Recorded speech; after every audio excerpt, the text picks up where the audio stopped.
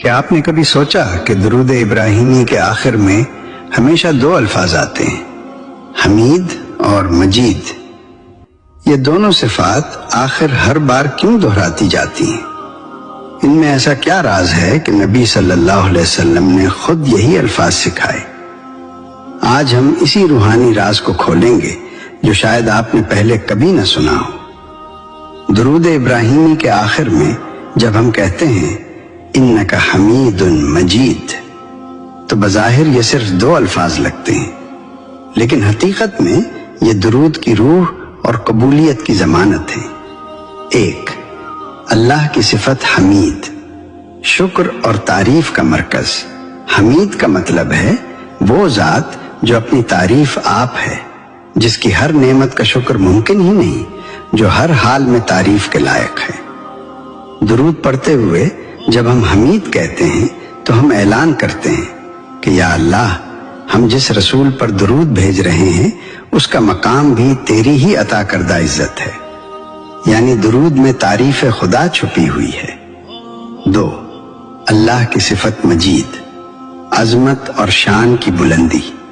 مجید کا مطلب ہے وہ جو بڑائی والا ہے، جس کی شان بے حد ہے، جو عزت بھی دے اور اسے بلند بھی کر دے۔ درود کے اس حصے میں ہم اللہ کی عظمت کا اعتراف کرتے ہیں کہ یا رب، ہم جس نبی پر رحمت مانگ رہے ہیں ان کی عزت بھی تیری شان کے مطابق ہی ہو، یعنی یہ صفت نبی صلی اللہ علیہ وسلم کی عظمت کی بلندی کی دعا ہے۔ تین، یہی دو صفات کیوں؟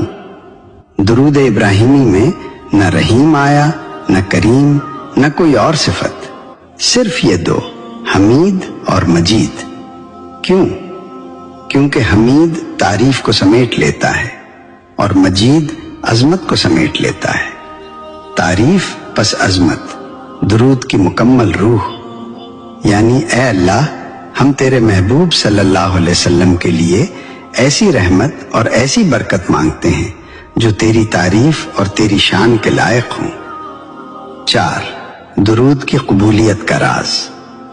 جب ہم اللہ کی صفات کا ذکر کرتے ہیں، اللہ دعا واپس نہیں کرتا، اسی لیے درود کے آخر میں ان دونوں صفات کو رکھا گیا تاکہ درود بے حد قبول ہو جائے۔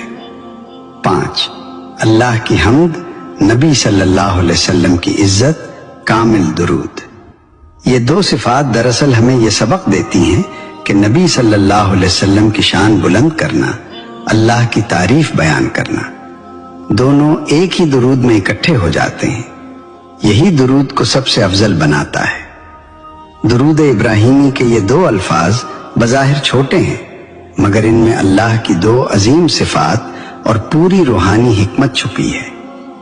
اگر آج کی ویڈیو نے آپ کو درود کے اس راز سے قریب کیا ہے تو اس ذکر کو اپنی زندگی کا حصہ بنا لیجئے۔